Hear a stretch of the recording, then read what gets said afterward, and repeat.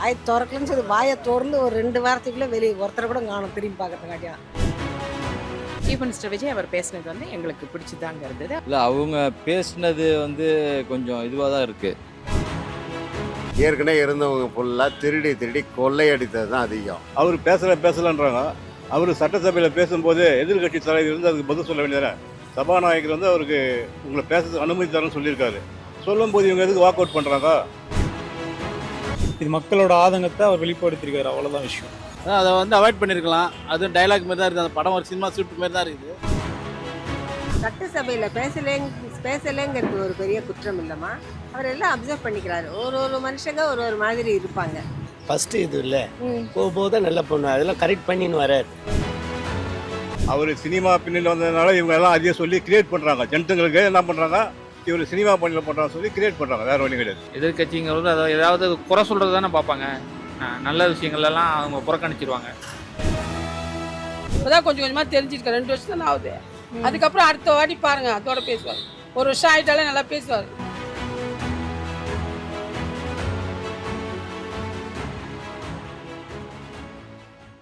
முதல்வர் விஜய்க்கும் எதிர்க்கட்சி தலைவர் உதயநிதி ஸ்டாலினுக்கும் இடையில சட்டமன்றத்துல காரசார விவாதம் நடந்தது. அது மட்டும் இல்லாம முதல்வர் விஜய் வந்து உங்க அப்பாவை காணும் அப்படின்றதெல்லாம் கதை மூலமா சொன்னது, ஆக்ஷன் பண்ணது, அது மட்டும் இல்லாம பஞ்ச் டைலாக் பேசினது அப்படின்னு சொல்லிட்டு தொடர்ந்து எதிர்க்கட்சி தலைவர் உதயநிதி விஜய் அவர்கள் மேல நிறைய விமர்சனங்களை வச்சிருக்காங்க. மக்கள் இதை எப்படி பார்க்கறாரு, ஒரு முதல்வரா சட்டமன்றத்துல விஜய் அவர்கள் நடந்து கொண்டதை மக்கள் எப்படி பார்க்கறாங்க அப்படின்றத நேரடியா அவங்க கிட்ட கேட்டு தெரிஞ்சுக்கலாம் வாங்க. முதல்வர் விஜய் அவர்கள் வந்து சட்டமன்றத்தில் பார்ட்டி ஃபண்ட் வச்சிருக்கீங்க, ஊழல் பண்ணுறீங்கன்னு நிறைய குற்றச்சாட்டை எதிர்க்கட்சி மேலே வச்சாங்க. பஞ்ச் டைலாக் மாதிரி விஜய் பேசுகிறாருன்னு சொல்லிட்டு எதிர்க்கட்சியினர் வந்து வெளிநடப்பு செஞ்சாங்க. சட்டமன்றத்தில் முதல்வர் விஜய் பேசினது வந்து ஒரு ஆக்டிவாகவே இருந்தது, ஸ்கிரிப்டை படித்தாருலாம் சொல்கிறாங்க. நீங்கள் எப்படி நம்ம பார்க்குறீங்க? இதுக்கு முன்னாடி இந்த ஆட்சி எப்படி பேசுனாங்க சொல்லுங்கள். இதுக்கு முன்னாடி நம்ம வந்து டைரெக்டாக பார்க்கல எதையும். இப்போ பார்க்குறோம், எல்லாம் தெரியுது. வாய் திறக்கலன்னு சொல்லி வாயை திறந்து ஒரு 2 வாரத்துக்குள்ளே வெளியே ஒருத்தரை கூட காணும் திரும்பி பார்க்கறதுக்காட்டியா. எங்கடா எவனையும் காணுன்ற மாதிரி தான் ஆகிடுது. அப்புறம் என்ன பண்ணுறது, விடுங்க. அவங்களோடது நமக்கு தெரியுது. இப்போது அவரே தப்பு பண்ணியிருந்தா கூட நாளைக்கு அவருக்கும் அந்த நிலைமை தான். பார்ப்போம், பொறுத்து இருந்துப்போம். சீஃப் மினிஸ்டர் விஜய் அவர் பேசினது வந்து எங்களுக்கு பிடிச்சதாங்க இருந்தது. அவர் மக்களுக்காக தான் குரல் கொடுக்குறாரு, மக்களுக்குன்னு தான் பேசுகிறாரு. அதெல்லாம் எங்களுக்கு பிடிச்சதாக இருந்தது. அவர் பேசினது கொஞ்சம் எளிய மக்களுக்கும் போய் சேரணுங்கிறதுக்காக ஒரு பஞ்ச் டைலாக் மாதிரி பேசினாரே தவிர்த்து அவர் பேசினதில் விஷயம் இல்லாமல் இல்லை. இல்லை அவங்க பேசினது வந்து கொஞ்சம் இதுவாக தான் இருக்குது. ஏன்னா அவங்க சட்டசபையில் என்ன தேவையோ அதை பற்றி பேசாமல் தேவையில்லாத விஷயங்கள்லாம் பேசுது. கொஞ்சம் வருத்தத்தக்கதாக தான் இருக்குது. மக்களாக பார்க்கும்போது இப்போயாவது நம்ம சட்டமன்றத்தில் நேரடியாக பார்க்குற அளவுக்கு நேரடி ஒளிபரப்பு பண்ணுறாங்களேன்னு சொல்லி சந்தோஷப்பட்டுக்கலாம். ஏற்கனவே இருந்தவங்க ஃபுல்லாக திருடி திருடி கொள்ளையடித்தது தான் அதிகம். ஒவ்வொருத்தவனுக்கும் சொத்து பார்த்தா பல லட்சம் கோடி, பல ஆயிரம் கோடி இப்படி வந்து தமிழ்நாட்டோட வளத்தெல்லாம் திருடி திருடி திருடி சேர்த்து வச்சுருக்கானுங்க. இவனோட பணத்தை எல்லாம் அரசுடைமை ஆக்க வேணும். லைவில் பார்த்தோம், நேற்று தான் அதை பற்றி பார்த்தோம். ஆக்ஷனில் பேசுகிறாருன்னா அவருடைய பாணியில் பேசுகிறாரு. அதை தான் நம்ம சொல்ல முடியும். ஒழிஞ்சு எதிர்கட்சிகளை வந்து அதை இது பண்ணிட்டு போகிறாங்கன்னா அது அவங்களுடைய. அவர் பேசலன்றாங்க. அவர் சட்டசபையில் பேசும்போது எதிர்கட்சி தலைவர் வந்து அதுக்கு பதில் சொல்ல வேண்டியதானே. சபாநாயகர் வந்து அவருக்கு உங்களை பேச அனுமதி தரேன்னு சொல்லியிருக்காரு. சொல்லும்போது இவங்க எதுக்கு வாக் அவுட் பண்ணுறாங்க?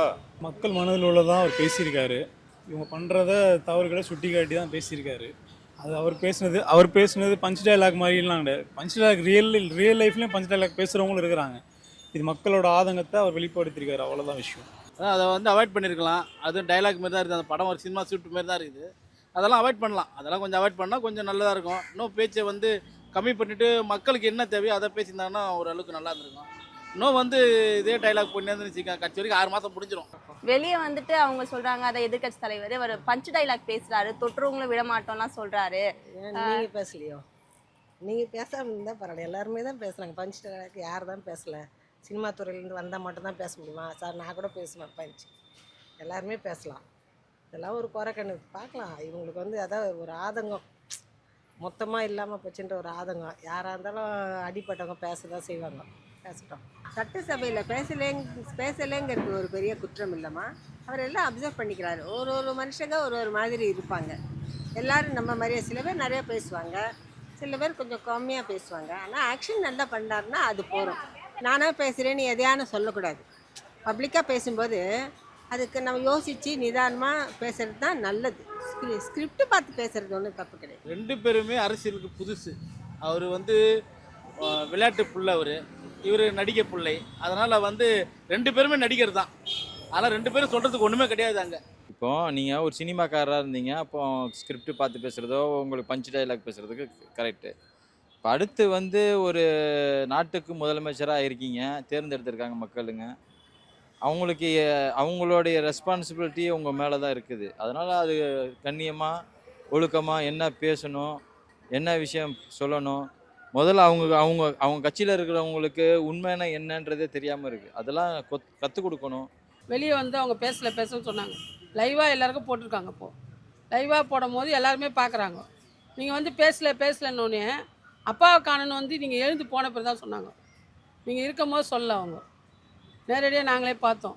ஓரளவு இன்னைக்கு நல்லா தான் இருக்குது, பரவாயில்லை அப்படின்ற அளவுக்கு தான் இருக்குது. ஒன்றும் இல்லை, கோவிலெலாம் கொள்ளையடித்த பணமெல்லாம் எவ்வளோ தங்கத்தெல்லாம் கொள்ளையடிச்சிட்டு போயிட்டாங்க.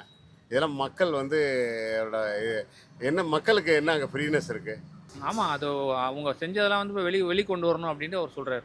பார்ட்டி ஃபண்டுங்கிறது வெளிக்கொண்டு வந்து நாங்கள் வந்து இது பண்ணுவோம், என்ன கண்டுபிடிப்போம், அவங்களுக்கு உண்டான இதெல்லாம் பண்ணுவோம், நாங்கள் ஊழல் இல்லாத ஆட்சியை கொடுப்போம், ஊழல் லஞ்சம் இல்லாத ஆட்சியை நாங்கள் கொடுப்போம் அப்படின்னு சொல்லியிருக்கிறாரு. அப்போ அதெல்லாம் வெளிக்கொண்டு வந்தால் தான் அது நேர்மையான ஆட்சியாக செய்ய முடியும் அவரால். கட்சிக்கு ஓட்டு போட்டாங்க, முதலமைச்சர் ஆயாச்சு, 6 மாதம் 2 நாள். இப்போ இன்றைக்கி நடக்கிற பிரச்சனைக்கு யார் பொறுப்பாவா? இந்த 6 மாதத்தில் வருதில்ல, இந்த பிரச்சனைகள்லாம் யார் பொறுப்பு ஏற்றுக்கணும்? அவர் தானே ஏற்றுக்கணும். சட்ட ஒழுங்கு பிரச்சனையாக இருந்தால் போலீஸ் அவங்ககிட்ட தான் இருக்குது, எல்லாமே அவங்க கையில் தான் இருக்குது. அப்போ அந்த நிர்வாகம் செய்ய தெரியலன்னா அப்புறம் எதுக்கு வரணும்? அவர் ஆக்ஷன் காட்டுறாரு, இவர் சொல்கிற அளவுக்கு இவங்கள தானே ஆக்ஷன் காட்டுறாங்க. அவர் எதுக்கு சினிமாவை ஆக்ஷன் காட்டுறதுக்கு? அவர் ஒரு முதலமைச்சர் உட்காங்கிறாரு தான். அவர் சினிமா பின்னில் வந்ததுனால இவங்க எல்லாம் அதையே சொல்லி கிரியேட் பண்ணுறாங்க. ஜனத்துங்களுக்கு என்ன பண்ணுறாங்க, இவர் சினிமா பண்ணியில் பண்ணுறாங்க சொல்லி கிரியேட் பண்ணுறாங்க, வேறு வழி கிடையாது. எதிர்கட்சி வேறனுக்கு ஏதாச்சும் ஒன்று சொல்லி தான் ஆகணும். அதனால அவன் சொல்லுவான், சொல்கிறதெல்லாம் காதில் வாங்கிட முடியாது. இந்த காதில் வாங்கி அந்த காதில் விட்டுற வேண்டியது. இப்போதான் கொஞ்சம் கொஞ்சமாக தெரிஞ்சிருக்கேன். 2 வருஷம் தானே ஆகுது. அதுக்கப்புறம் அடுத்த வாட்டி பாருங்கள், அதோட பேசுவார். ஒரு வருஷம் ஆகிட்டாலே நல்லா பேசுவார். பேப்பர் வச்சவங்க கூட தான் பேப்பரை கீழே வச்சு படிக்கிறாங்க. நாங்களே பார்த்தோம் சட்டசபையில். யாரை சொல்கிறீங்க? உதயநிதி ஸ்டாலின் கீழே வச்சுட்டு படிக்கிறாரு. நாங்களே பார்க்குறோம். ஆட்சி ரீதியாக வந்து விஜய் அவர்களுடைய செயல்பாடு எப்படி இருக்கு? நல்லாயிருக்கு, நிஜமாக நல்லாயிருக்கு. இதுக்கு முன்னாடி எப்படின்னா நமக்கு தெரியாது. ஆனால் இப்போது எல்லாமே நம்ம டைரெக்டாக பார்க்குறதுனால நல்லா தான் இருக்குது. ஒன்றும் தப்புலாம் சொல்ல முடியாது. பார்ப்போம், கொஞ்சம் கொஞ்சமாக தான் படியேற முடியும். அங்கேயே ஒன்றும் இல்லைன்றாங்க, செய்யட்டும் பொறுமையாக. பரவாயில்ல, 1.5 மாதத்துல எவ்வளோ இது பண்ணியிருக்காங்க. இந்த கல்குராலாம் ஏதோ பண்ணியிருக்காங்க. எல்லாம் இங்கே வந்து இங்கே பண்ணலனாலும் நிறைய ஸ்கூல்லாம் கோவில்லாம் பண்ணுறாங்க. பார்க்கலாம், இவருக்கு ஒரு சான்ஸ் கொடுத்து பார்ப்போம். நம்ம 200 சிலரை குழந்தைங்களுடைய நாங்கள் வந்த உடனே நான் இது செஞ்சிருவேன் அது செஞ்சிருவேன் முடியாது இல்லைன்றாரு. சினிமா நினச்சிட்டு உள்ளே வந்துட்டார். பார்ப்போம், மக்கள் மாட்டிக்கிட்டு முழிக்கிறோம், செய்வோம். ஓரளவு எடுத்துகிட்டு வர மாதிரி தெரியுது. பார்ப்போம், போக போக தான் தெரியும். இப்போ 1 மாதத்துல ஒன்றும் தெரிஞ்சிடாது. நீங்கள் மட்டும் எப்போ கொடுத்தீங்க? 5000 ஆட்சி முடிய போகிற நேரத்தில் 5000 இது கொடுத்தீங்க. உங்களுக்கு ஓட்டு போட்டுருவாங்கன்னு தானே கொடுத்தீங்க. அதே காலம் தான். கரெக்டாக பண்ணுவார். ஃபஸ்ட்டு இது இல்லை, போக போக தான் நல்லா பண்ணுவார். அதெல்லாம் கரெக்ட் பண்ணின்னு வரார், நல்லா பண்ணுவார். உடனே அஜெண்டா பார்த்தா எதுவுமே வந்து நம்மளுக்கு எல்லாமே தப்பாக தான் தெரியும். ஒரு 2 மாதத்துக்குள்ள இப்போ தானங்க வந்திருக்காரு. இந்த அரசியலுங்கிற பணிக்குள்ளேயே அவர் இப்போ தான் வந்திருக்காரு. எல்லாத்தையும் ஸ்டடி பண்ணணும். அதுக்கப்புறம் ஒரு நிரந்தரமான தீர்வு கொடுக்கணும். அப்படின்னாக்க எடுத்தெடுப்புலையே தடாலடியாக பண்ண முடியாது இல்லையா? எல்லாத்தையும் அப்சர்வ் பண்ணிட்டு மொள்ள தான் செய்யணும். அவர் செய்யலைன்னா பயப்பட வேண்டிய அவசியமே கிடையாது. இவங்க கேஸ் போட்டாலுமே எந்த சைடு நியாயம் இருக்கோ அந்த சைடு இவங்க வந்து எதிர்கட்சி எம்பிகள் மேலே வந்து சிபிஐ ரைடு விட்றாங்கன்னு சொல்கிறாங்க. அப்போ வந்து இவங்க சைடு தப்பு இல்லைன்னா இவங்க ஏன் பயப்படணும்னு கேட்குறேன். வா செக் பண்ணிக்கன்னு சொல்ல வேண்டியது தானே. மாற்றம் வந்து கொஞ்சம் கொஞ்சமாக தான் வரணும். உடனேலாம் வந்து எதையுமே வந்து மாற்ற முடியாது. ஏன்னா கொஞ்சம் கொஞ்சமாக தான் மாற்றம் வரும். ஏன்னா அது செய்வாருங்க ஒரு நம்பிக்கை தான், மக்கள் வந்து நம்புகிறாங்க. அதை தான் நம்ம பார்க்கணும். இன்னும் நாள் இருக்குல்ல, 5 வருஷம் காலம் இருக்குது. அதுக்கப்புறம் என்னென்ன செய்கிறாரு அப்படிங்கிறத நல்ல ஆட்சியாக இருந்தால் தொடர்ந்து அவர் வரத்துக்கு வாய்ப்பு இருக்குது. இல்லைன்னா திருப்பி திமுக தான் வரும். அது வந்து தேவை காட்சினா வந்து 1.5 மாதம் 2 மாதம் ஆகுதுமா. ஒரு வருஷம் 2 வருஷம் போனால் தான் ஜனத்துங்களுக்கு தெரியும் அவங்க ஆட்சி எப்படி போகுது எது போகுதுன்னு. நாங்கள் நல்லது பண்ணுவோம்னு அவங்க சொல்கிறாங்க. நல்லது பண்ணால் ஜனங்க அது நல்லது பண்ணால் திருப்பி அவங்கள வந்து அப்ரிஷியேட் பண்ண போகுது. அவங்க அது பண்ணலன்னா இவங்கள மாதிரி அவங்களுக்கும் பின்னாடி இது பண்ண போகுது. அவ்வளோதான், வேறு ஒன்றும் கிடையாது. இவர் வந்து வெளியே வந்துட்டு நீங்கள் அப்பாவை காணோன்னு சொல்கிறீங்க, அங்கே கணவனை காணோன்ட்டு தேடினாங்க அப்படின்றதெல்லாம் சொல்லியிருக்காங்க. தப்பாக சொல்லி அவர் அப்பா காணுன்னா அதில் என்ன குறை, அப்பா காணுமே அப்படின்னு ஒரு எல்லாரும் அவங்க பேசினால அப்போ அவங்க கமெண்ட்ஸ் பண்ணாங்களா அப்போது எவ்வளோ பொண்டாட்டி விட்டுட்டு வந்துட்டான், பிள்ளைய விட்டுட்டு வந்துட்டான், குடும்பத்தை பார்க்கலாம், இதெல்லாம் ஒரு பேச்சா? அரசியலுக்கு அதாவது பொது வாழ்க்கைக்குன்னு வந்துட்டா சிலதெல்லாம் இழந்து தான் ஆகணும்.